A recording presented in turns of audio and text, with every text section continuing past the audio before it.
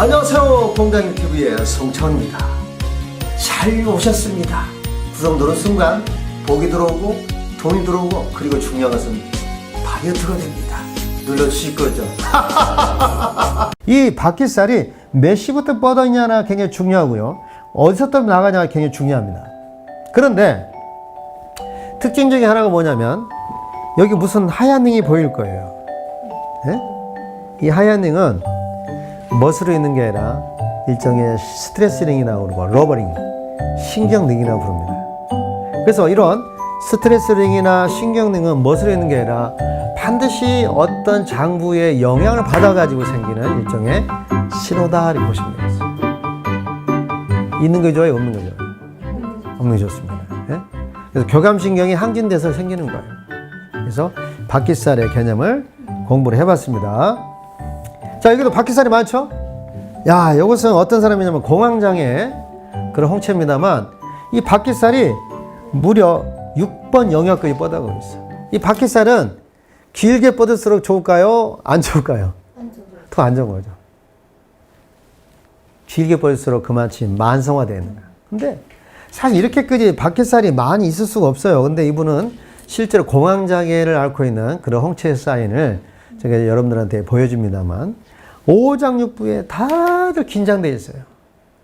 그러니까 여러분 잘 아시겠지만 공황장애는 뭐예요? 아무 이유도 없이 갑자기 막 무서움이 찾아와요. 막 겁이 생기고, 심한 사람들은 갑자기 자기도 모르게 의식을 잃어버리는 케이스가 있습니다. 그래서 그 의식 잃어버리기 때문에 이런 사람들은 수첩에다가 혹시 제가 기절하거나 갑자기 쓰러지면 병원에 응급실에 좀 이송해 주시면 감사하겠습니다라고 수첩에다 항상 붙여놓고 다녀요. 그래서 이 공황장애 가지고 있는 분들은 실제로 운전을 하지 못합니다. 무슨 일이 생길지 몰라요. 그래서 굉장히 자기 스스로가 조심을 해야 되는, 자기 스스로 불안을 해야 되는 늘 그런 막다른 길을 가지고 사는 사람이기 때문에 얼마나 힘들겠습니까? 정말 이것은 약으로 잘 해결이 안 되기 때문에 두려워해요. 근데 그 중에 그 이유 중에 하나가 뭐냐면, 이런 사람 홍채를 찍어보면 바퀴살이요, 막 6번, 7번까지 뻗어나가면서 온 몸이 강직성을 띠고 있다, 이게. 바퀴살이 너무 길어요. 그리고 이런 사람들은 정말 삶의 질이 막막하기도 하고, 또 약이 그렇게 잘 들지 않기 때문에 옆에서 보면 참 안타까워요. 그래서 마음의 감기가 누리 있어요. 공황장애가 치유가 안 되는 거예요? 네? 치유가 안 되는 거예요? 근데 이것이 이제 치유가 될 수도 있죠. 이제 마음의 병이니까. 주로 연예인들을 보면 공황장애 많이 겪거든요. 그렇죠. 연예인들이 많아요. 왜냐하면 그 악성 댓글로 인해서 또 별것도 아닌데 그 한 줄에 의해서 막 혼자 스스로 자괴감에 쏘인다든지, 막 있을 수 없는 그런 자존심이 상한다든지, 그리고 그 부귀영화나 많은 명예를 얻었는데 아주 그 즉위 살아면서 그 안 좋은 소리 듣잖아요. 견딜 수가 없다고 그래요. 사실 연예인이면 그런 소리도 이제 감내를 해야 되는데, 소리가 되게 양이 있으면 음이 있고 음이 있으면 양이 있는데 이런 걸 못 견디는 자살도 많잖아요. 그래서 그런 사람들이 공황장애로 나도 모르게 갑니다. 나도 모르게 갑자기 무서움이 찾아와. 갑자기 나도 모르게 두려움이 찾아와. 그래서 차라리 어떻게 보면 연예인보다도 그냥 소심으로 살면서 알콩달콩 사는 것이 좋을 때가 있겠다. 그런 사람 보면 그렇습니다. 여러분 잘 아시는 그 김장훈 가수도 요즘 안 보이잖아요. 그분이 공황장애 한번 생겨가지고 상당히 이때 많이 재조명 됐어요. 그래서 공연하다가 갑자기 이탈돼 버려요. 그리고 뭐 상당히 마음의 병이 깊어지는 병이 생길 수가 있는 거죠. 그래서 공황장애의 특징, 바퀴살이 있고 스트레스링이 같이 맞물려 있어요. 예? 바퀴살이 있고 뭐가 있다고요? 스트레스링이 몰리는데, 이 스트레스링이 한두 개 있는 게 아니라 3개, 4개 몰려 있어요. 사람 누구나 스트레스가 있을까 없을까요? 있어요. 있는데 여기 상당히 많죠. 하나, 둘, 셋, 4개 이렇게 막 복합적으로 이렇게 아주 그냥 엉망으로 이렇게 뒤섞여져 있습니다. 이분의 이제 마음 상태는 아주 강팍한 상태다 이렇게 보시면 되겠죠. 좀 이해가시나요? 바퀴살이 이렇게 사람에게 좀 이름 모르게 고통도 줍니다. 방금 말씀드렸던 신경링, 스트레스링은 이거죠. 여러분 스트레스링이나 신경링이 생기는 이유는 뭐냐면, 정상적인 노르아드레날린, 이런 아드레날 호르몬이 아니라 뭐 급격하게 분출되는 그런 아드레날 호르몬이죠. 그래서 이런 것들이 급격히 이루어지면 어떻게 될까요? 교감신경이 막 항진돼가지고 내 몸이 극심한 통증에 시달린 거예요. 그럼 어떻게 해요? 신경질로 변해요. 그리고 신경질로 변하고 조바심을 갖게 되고 저겁증을 가지게 되고 사람이 나도 모르게 옛날에 안 그러는데 사람이 신경적으로 바뀌어져 버려요. 그래서 여기 보니까 스트레스는 있어 없어요? 굉장히 깊게 파져 있고 뭐 한두 개 정도 괜찮은데 3개, 4개 반복이 돼 있다. 그 말은 이 사람은 굉장히 아드레날린이 너무나 과도하게 분비가 되어 있고 그리고 코티졸이라는 그런 호르몬이 과도하게 나오면서 조절이 잘 안 돼. 감정 조절이 안 되는 거죠. 예? 의식 조절이 잘 안 되는 그런 거 있습니다. 그래서 이런 분들도 뭐 공황장애나 어떻게 그죠? 공포증 이런 것들이 오고 있는 것이다. 결론적으로 말씀드리면 바퀴살도 있고 스트레스가 있으면 더 안 좋은 거죠. 그럼 그 사람은 몸이 만져보면 딱딱할까요? 부드러울까요? 아주 감기성. 우리가 병이 오려면 몸의 세포가 딱딱해진다, 부드러워진다? 딱딱해져. 그래서 경자가 들어간 건 안 좋아. 동맥경화증, 뇌경색, 강경화, 강직성, 강자 들어간 건 안 좋죠.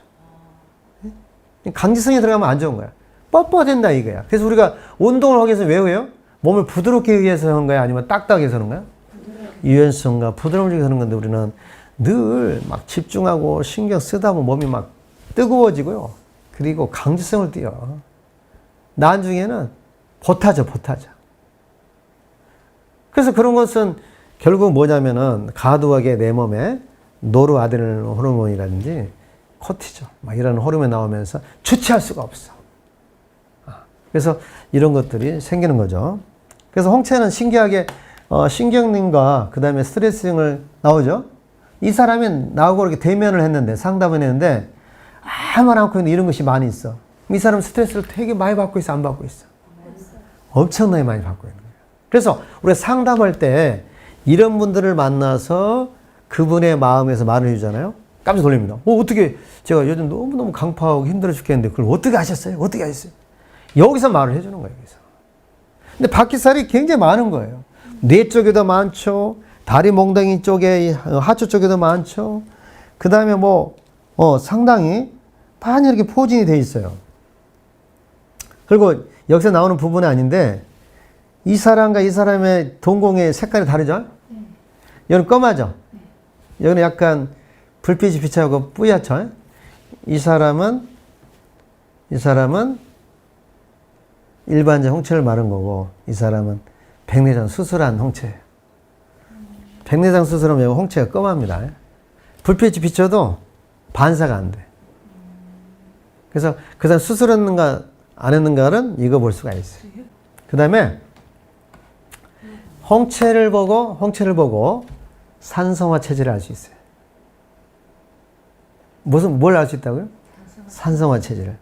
그러니까 아까 체질 타령 이야기했던 게 뭐냐면은 내 몸에 맞지 않는 음식을 먹으면 어떻게 될까요? 내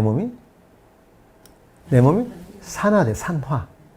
그러니까 여기 보니까 뭐라고 써요? 산성화 체질이죠. 가운데 말을 또 빼봐요. 산화죠. 산화는 무슨 말이에요? 우리가 사과를 딱 한몫 이렇게 딱 한 입 베가지고 한 5분 정도 놔두면 거기가 녹슬개처럼 보여 안 보여요? 그 말은 뭐냐면 내 몸이 산화되면요. 내 몸의 노화가 빨라진 거죠. 그러니까 내가 젊었다고 해서 산화가 없는 것이 아니고 내가 나이를 먹었다 해서 산화된 게 아니라 혈액이 오염된다는 것은 스스로 오염되는 게 아니라 장의 독소가 가장 오염물질을 일으키는 팩트가 됩니다. 그러니까 장이 안 좋은 사람들은 뭐가 안 좋을 수 있다? 혈액까지 오염이 될 수 있다니까. 어떤 사람은 그래요. 선생님 나는 육식도 안 먹죠. 술도 안 먹죠. 아니 술도 육식도 안 먹고 밀가루 음식도 안 먹는데 고지혈증인 사람이 있어요. 고지혈증. 그 사람은 육식도 안 먹은데 그리고 술도 안 먹은데 담배도 안 핀대. 근데 혈액이 고지혈증이야. 이상하다. 왜 내 몸에 왜 있다야 하는데 왜 그럴까요, 그 사람은? 무슨 문제로 고지혈증이 생긴 거예요? 장의 독소로 인해서 혈액이 탁해진다는 거죠. 어떤 한 목사님은 홍채를 찍었더니 술도 안 먹죠. 당연히 목사님 술 안 먹죠. 육식도 별로 즐기지 않죠. 그리고 뭐 밀가루도 잘 안 좋아한다는데 자기는 고지혈증이 있대. 그러면 왜 그런 거냐 이거죠. 알고 봤더니 그 사람은 장이 안 좋은 거야. 여러분 장의 독소가 심한 사람들도 영향을 줘요. 왜냐하면 장이 2번 영역으로 장이 지나간단 말이지. 이렇게. 그럼 여기가 굉장히 여기서 볼 때 여기가 유난히 어두워 안 어두워요? 이쪽에 있는 부분이 어둡잖아요. 그럼 홍채는 뭘 보냐면 유난히 어두운 부분이 왜 그런가를 한번 생각해 보자 이거죠. 여기가 블러드 혈액 쪽인데 장의 독소로 인해서 혈액이 끈적끈적해지구나. 이 말은 뭐냐면 점도가 높다는 거죠. 점도가 높다는 건 뭐냐면 혈액이 끈적끈적하는 농도가 진하다는 거지. 진하면은 고지혈증으로 간다. 아니면 어떻게 된다? 고지혈증. 고지혈증 뭐냐? 혈관성의 지방이 높다는 거지. 그러고 보니까 술이나 육식, 밀가루 때문에 그런 것이 아니라 장이 안 좋아서 이럴 수가 있구나 것을 이해하셔야 됩니다. 아셨죠? 자, 그 다음에 열공. 지금 열심히 열공하고 있잖아요. 그 열공이 아니고 여기는. 나쿠나라는 영어로 씁니다만 열려있는 공이다. 구멍이 파여있는 것을 열공이라고 그래요. 근데 그 열공이 다 있는 것이 아니고 어떤 사람은 열공으로 태어난 사람이 있고 어떤 사람은 열공이 없는 사람은 태어날 수가 있는데 이게 굉장히 중요한 단서입니다. 뭘 단서냐면은 강체질과 약체질을 구분하는 단서가 돼요. 자, 여기는 열공이 있어 없어요? 없어요. 구멍이 안 뚫려 있죠? 네. 여기는요? 구멍이 엄청나게 많이 있잖아요. 아니 똑같은 사람인데 왜 사람마다 왜 다를까? 이 열공은 후천적으로 아니라 선천적으로 그렇게 태어났습니다. 그럼 우리 한의원 가면은 맥을 딱 잡아요. 아주 맥이 안 떠, 빈맥. 그래서 이분은 심장 쪽에 맥이 잘 안 뜨기 때문에 이 사람은 허증이라 해가지고 굉장히 심장을 조심해라 이런 이야기도 많이 합니다만 어쨌거나 그 사람을 한의원 가면은 허약체질이라고 그래. 허약체질. 허약체질인데 그 허약체질이냐 약체질이냐 강체질이 어떻게 할 수 있냐면요. 열공을 보고 알아냅니다. 뭘 보고 알아낸다고요? 열공. 그 열공은 뭐냐면 한마디로 구멍이 뚫려 있는 거야. 그래서 구멍이 뚫려 있는데 이렇게 막 나뭇이파리처럼 생긴 열공이 많아요. 그 이 열공의 종류는 안 해도 됩니다. 뭐가 있냐면 나뭇잎처럼 생긴 것도 있고 아스파라거스, 콩나물 대가리처럼 생기는 열공도 있고요. 그리고 로켓트포처럼 생기는 열공도 있고 뭐 구두 뒷구멍, 뭐 야구방망이, 그다음에 돌고래, 뭐 벌집 모양처럼 있는 거 막 여러 가지로 있어요. 근데 이런 것들은 선천적으로 있다고요? 아니면은 후천적으로 생긴다고요? 선천적이다. 그럼 선천적으로 있는 것은 바뀔까 안 바뀔까요? No, never, 절대 안 바뀝니다. 그래서 우리는 이런 열공을 우리가 뭐라 하냐면 정의를 반드시 외워야 되는데 뭐냐면 선천적으로 장기가 약하게 태어난 상태. 선천적으로 뭐라고요? 장기가 약하게 태어나서 병이 있는 거예요. 병이 있다는 뜻은 아니에요. 선천적으로 약하게 태어났기 때문에 이런 사람들은 열공이 많을 때는 약체질이라고 그러고 열공이 없으면요. 강체질. 네.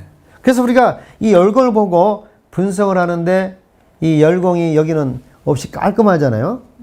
그래서 홍채 섬유 조직은 이 모양체대는 마치 수세미 망상조직처럼 잘 이렇게 우리가 집을 지은 철근 지은 것처럼 그렇게 형성이 되어 있습니다. 그래서 아주 비단처럼 곱죠. 근데 여기는 구멍이 많아 안 많아요? 너무 많아가지고 뭔가 그냥 우둘투둘하고 그냥 굉장히 보기에도 상당히 모양새가 좀 독특해요. 쉽게 말하면 마치 국화꽃처럼 보여요. 꽃 모양처럼 되어 있습니다. 그러니까 홍채를 보면은 아름다우면은 그게 안 좋은 거예요. 네? 선천적이지만 선천적이고 후천적으로는 생기지 않는 거예요? 이 열공은 후천적으로 생기진 않아요.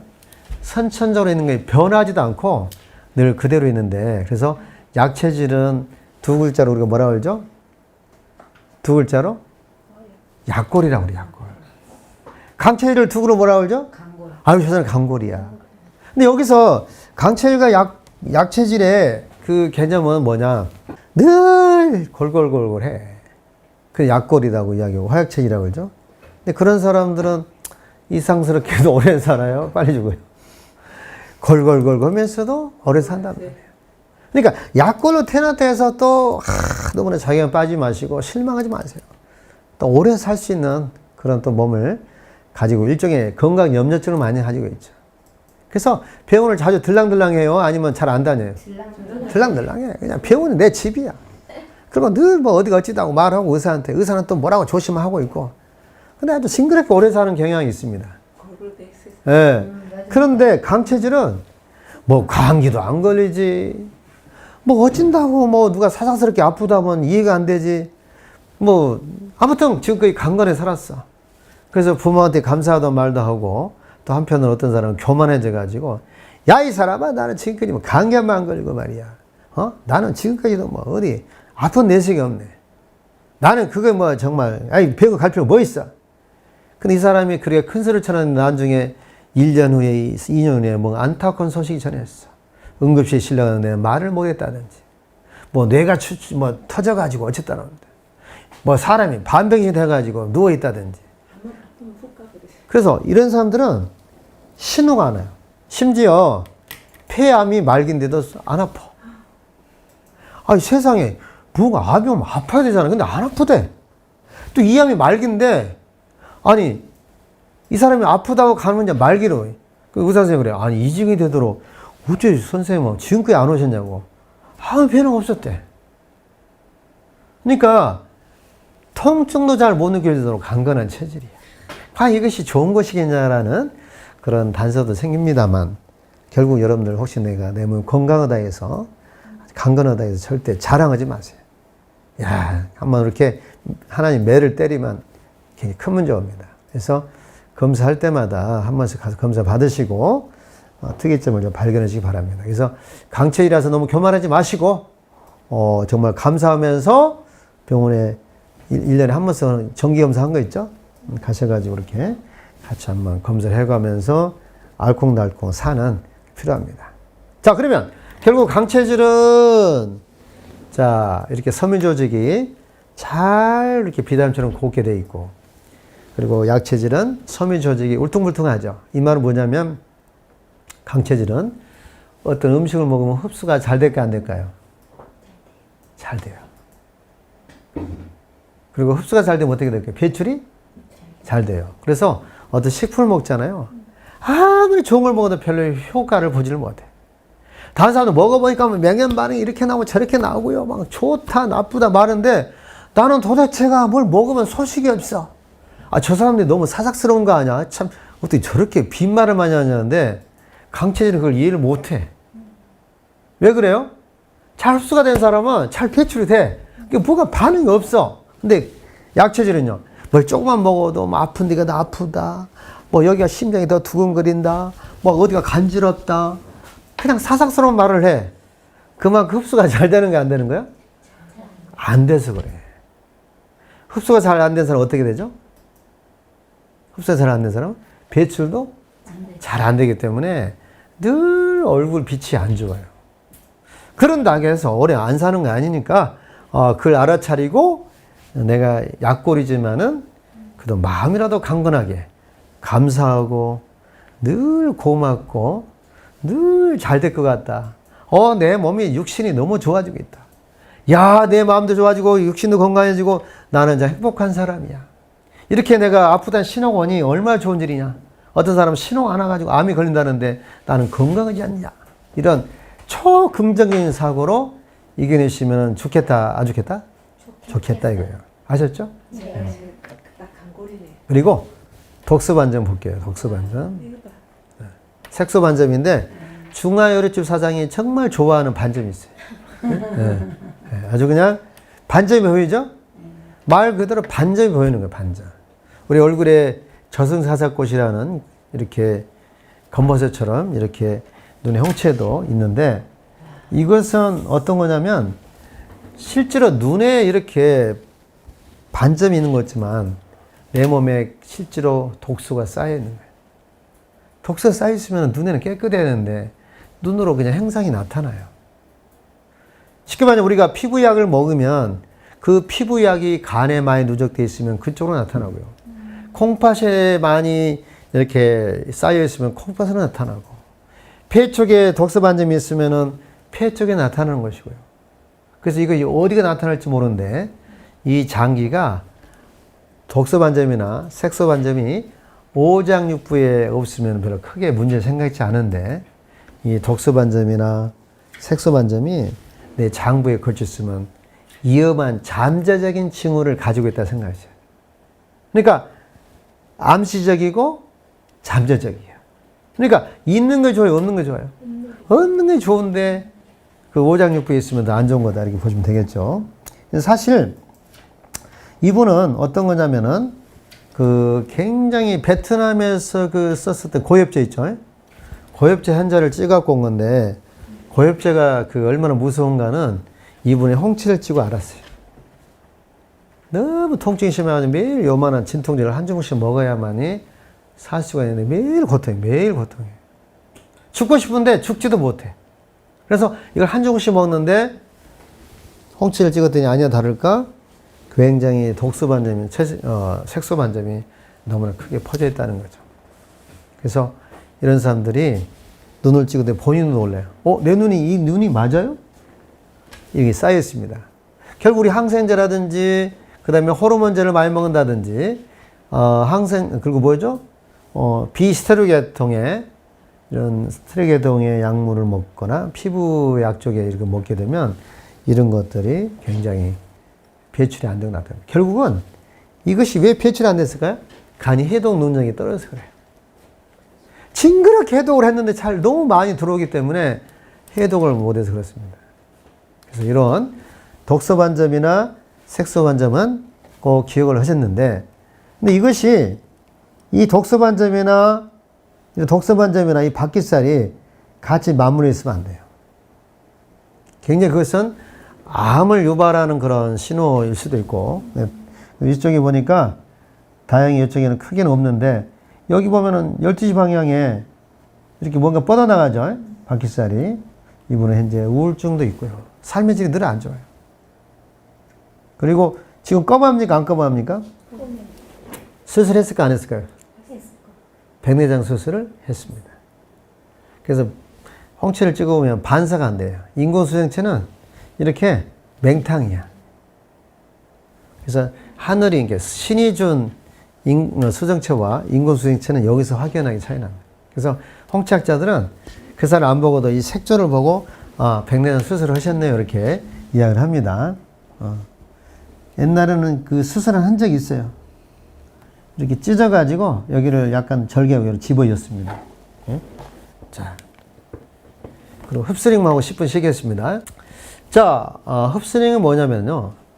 위장이 좋은지 안 좋은지를 어떻게 알 수 있냐면 흡스링 보고 알 수 있어요. 흡스링 뭐냐? 동공연 있는 데가 뭔가 지렁이가 기어간 것처럼 떼굴떼굴 뭔가 이렇게 진해처럼 기어가기도 하고 마치 지렁이처럼 기어가는 느낌의 흡스링을 갖는 사람이 있습니다.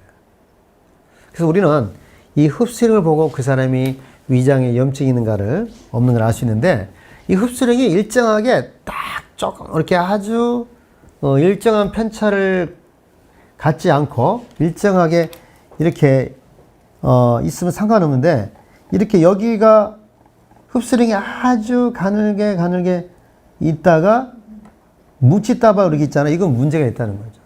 이쪽에 있는 부분이 염증이 있다는 거죠. 위장에. 그리고 여기도 좀 있잖아요.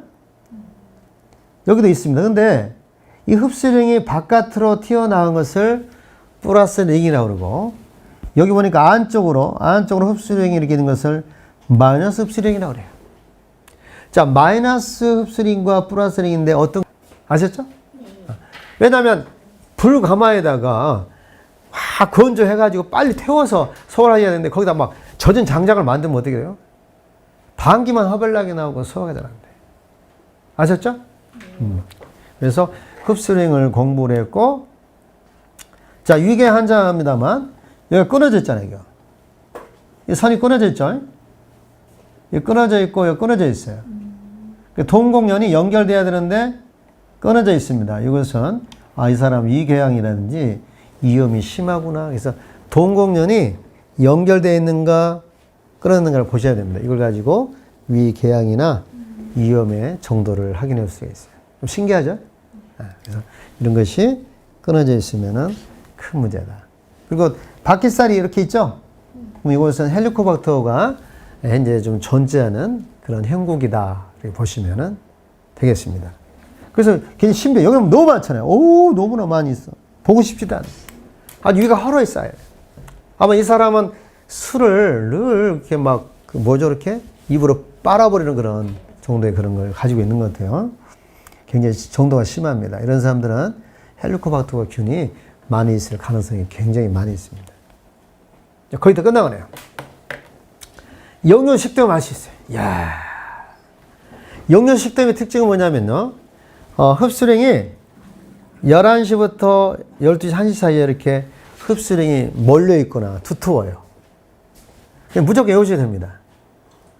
왜 그러냐면은 우리가 위장에 어디 부위가 염증이 많은 거를 알 수 있는데, 오늘은 요번에 기초과정이기 때문에 혹시 시간 된다면 심화과정 말씀드리고, 어쨌거나 이쪽에는 음식이 들어오는 분문 쪽이에요. 자, 음식이 나가는 유문 쪽이 있고 음식이 들어오는 분문 쪽인데, 이쪽에 있는 데가 흡수령이 많다는 것은 11시, 12시, 1시 방에 많다는 것은요, 이것은 무조건 역류성 식도염이다. 그냥 외우세요, 그냥. 역류심이 왜 생길까요? 우리가 음식이 들어가면은, 음식이 들어오면 어떻게 되죠? 관략근이 딱 닫아주죠. 들어오는 분문 쪽에. 또 밑에 나가는 그 유문 쪽에 관략이 닫아집니다. 그리고 막 통돌이 세탁기처럼 막 위산이 품어나요. 통돌이 세탁기 뭔 말인지 알죠?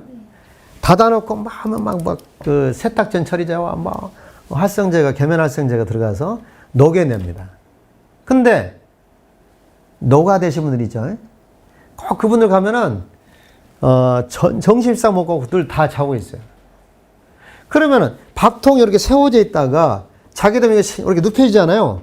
그러면 그 안에 많은 위산이 쏟아져 나오면 공기압이 막 텐션을 받으면서 음식이 들어오는 뚜껑을 열게 될까 안 되게 이렇게. 뚜껑을 열게 되면서 강력한 산이 음식이 들어오는 분문 쪽에 있는 데를 공격시켜요. 상처를 준단 말이죠. 그래서 바로 그것이 역류식도염이에요. 역류된다는 거죠.